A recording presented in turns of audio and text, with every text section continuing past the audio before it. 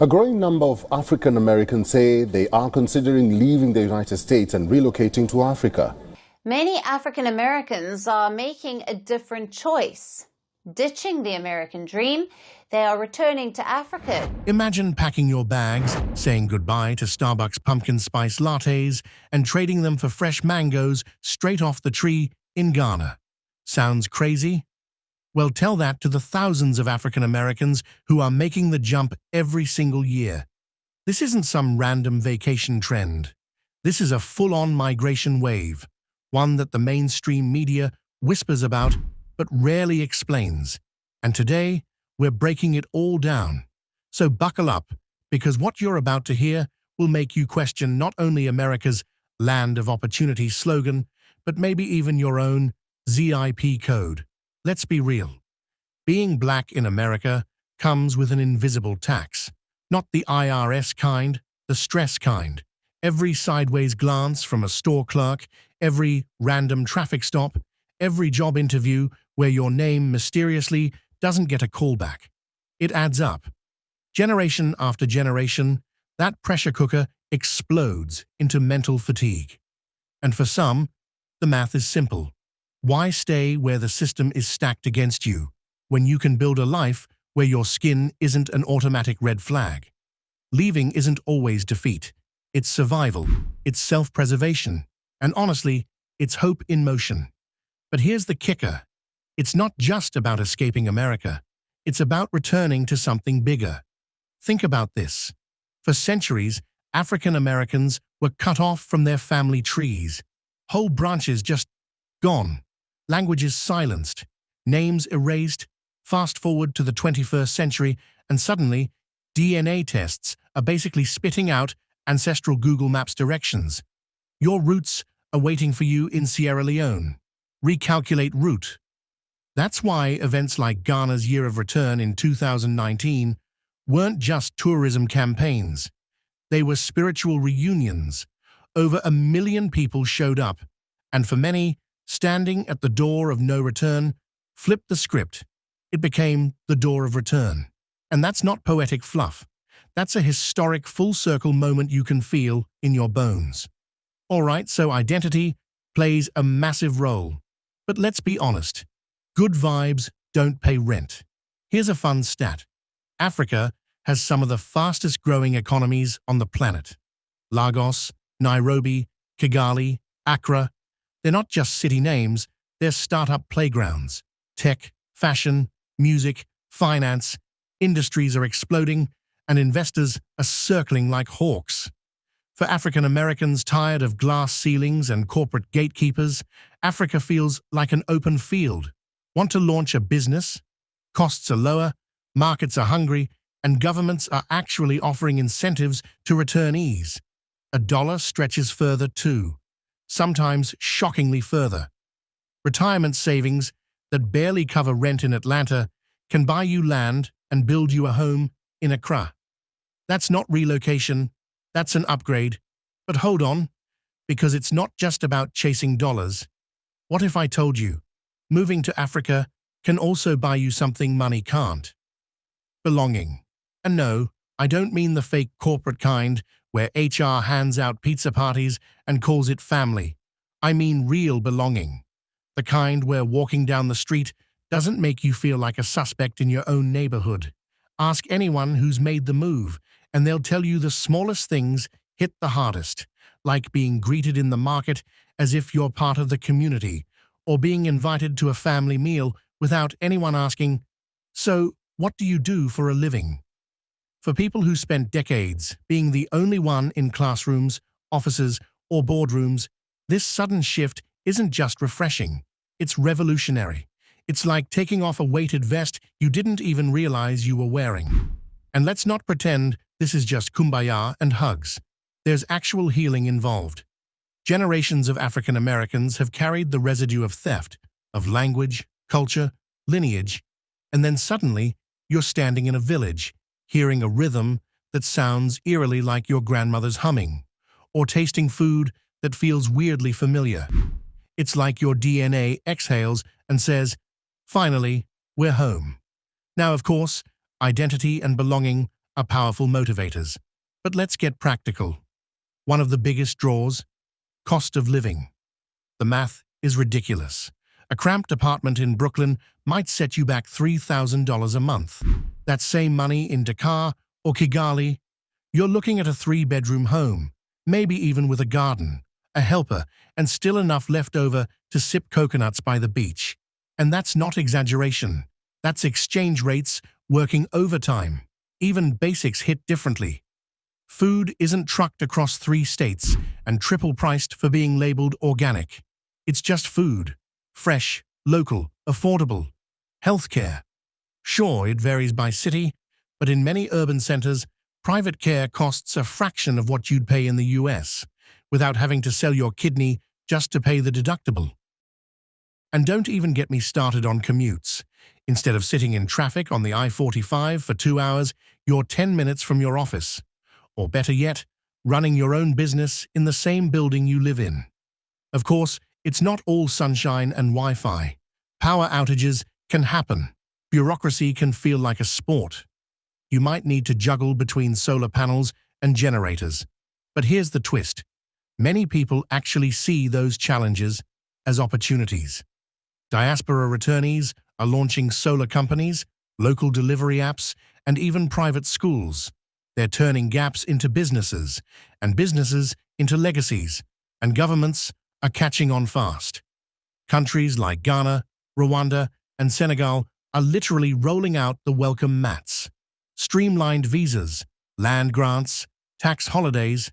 Some governments are practically begging returnees to come back, not out of pity, but because it makes economic sense. You bring skills, money, and global networks. They bring land, opportunity, and a society that actually values your presence.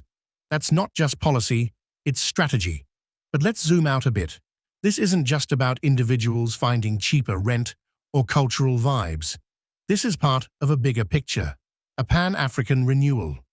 For centuries, Africa's narrative was dominated by the story of loss of people, of labor, of culture. Now the return of the diaspora flips the script. It's not just a homecoming, it's an economic and cultural comeback.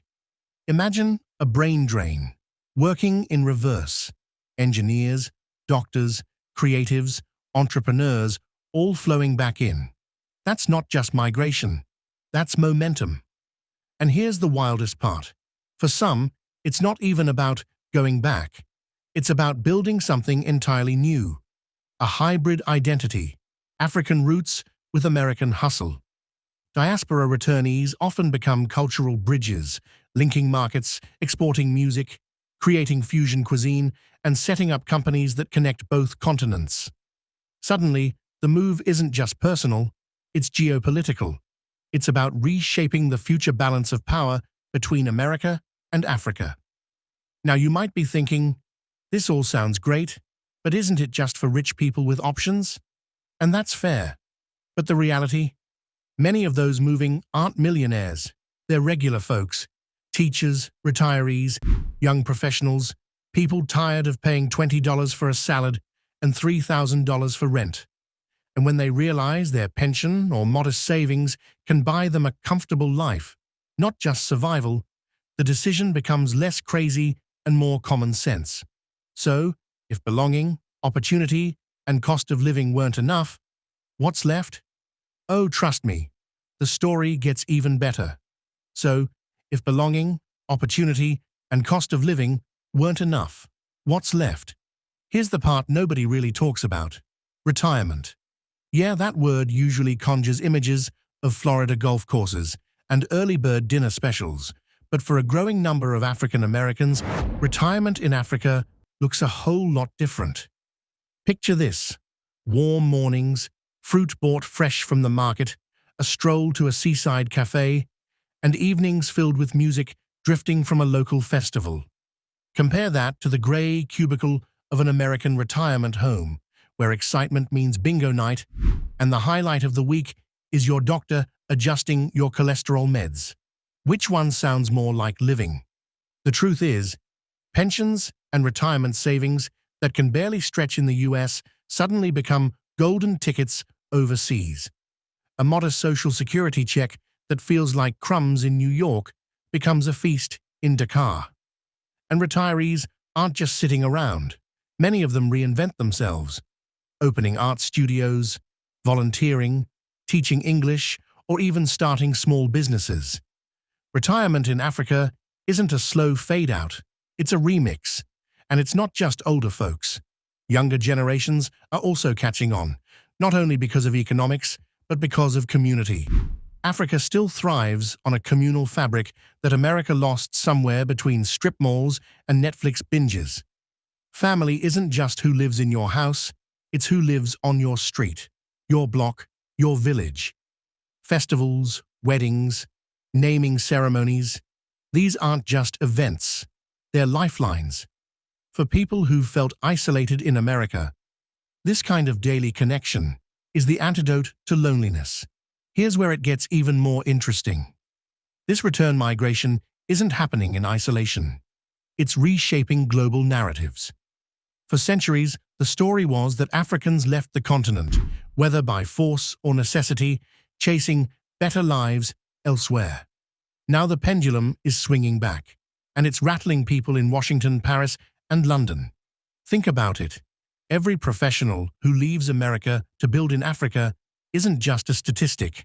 They're a living critique of systemic failure back home. They're saying with their passports, if you won't value me here, I'll go where I am valued. That's a powerful statement. And countries in Africa are doubling down on that. Rwanda, for example, has positioned itself as a hub for digital nomads, entrepreneurs, and returnees. Ghana literally branded a national campaign around welcoming the diaspora. These aren't just feel-good slogans, they're part of strategic development. You bring capital, skills, and connections. They provide fertile ground to grow. Everybody wins, but let's not sugarcoat it. Integration takes work. Culture shock is real. Local politics can be messy, and no, not every African American who moves finds instant paradise.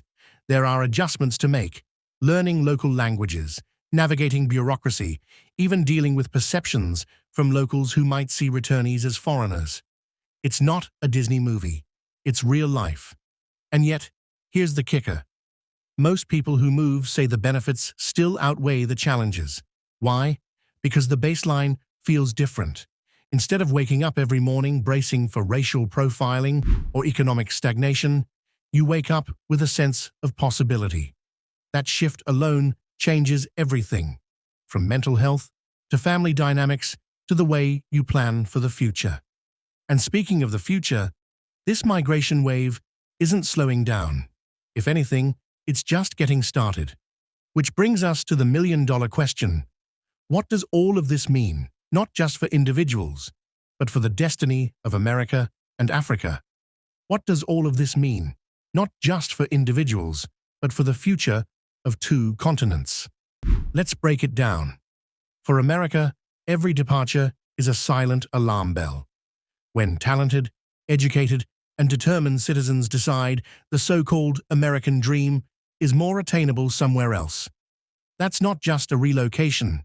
That's an indictment. It's like your star basketball player transferring to another team because your coach refuses to stop running plays from the 1980s. America loses not only talent, but also the chance to prove it can actually fix the cracks in its system. For Africa, though, it's the opposite story. This migration is like plugging a charger back into a drained battery. Skills, ideas, investments, and cultural bridges are flowing in, and the continent is transforming. Tech hubs are popping up, creative industries are booming, and suddenly, Africa isn't just the backdrop of a National Geographic documentary. It's the stage where the future is being written. Here's the poetic part. This isn't just economics, it's history looping back on itself. The very descendants of those who were torn from Africa centuries ago are now returning by choice, not in chains. That flips the script in a way that no textbook could ever capture. It's not just migration, it's redemption. And don't underestimate the ripple effect. Diaspora communities abroad are already shifting the global conversation. African Americans who move back are acting as cultural diplomats, forging business links, promoting tourism, and creating transatlantic ecosystems that never existed before. Suddenly, a business in Atlanta can collaborate with a startup in Nairobi, or a school in Chicago can exchange programs with one in Accra. That's not just connection, that's reinvention. Of course, the decision to move isn't for everyone. Some will weigh the risks and stick it out in the US. Others will test the waters with frequent visits, investments, or dual residency. And that's okay. The point isn't that everyone should pack up tomorrow. It's that for the first time in centuries, there's a real choice. And choice is power. So what's the takeaway? Thousands of African Americans are moving to Africa because they're tired of waiting for a system that was never designed for them to suddenly start working. They're tired of playing a game where the rules are rigged, and instead of waiting, they're writing their own rules somewhere new. If you're watching this and thinking, could I do that? The answer is, maybe. It depends on your goals, your hustle, and your willingness to adapt. But even if you never step foot on African soil, the fact that so many are making that choice should make you pause. It should make you ask why leaving America in search of belonging, opportunity, and dignity is no longer unthinkable. It's becoming normal. And that's why this story matters, because it's not just about migration. It's about identity, legacy, and the possibility of a future unchained from the past. So here's my challenge to you. Don't just watch this video and nod along. Dig deeper. Read, research, connect with people who've made the move. And if this conversation lit a fire in you, then do what our community has always done. Turn ideas into action. If you want more stories like this, stories that cut through the noise and tell you what the headlines won't, hit that subscribe button, drop a comment, and share this with someone who needs to hear it. Because whether you're in Atlanta, Accra, or anywhere in between, this isn't just a video. It's part of a conversation that's shaping the next chapter of our story. And trust me, you don't want to miss what comes next.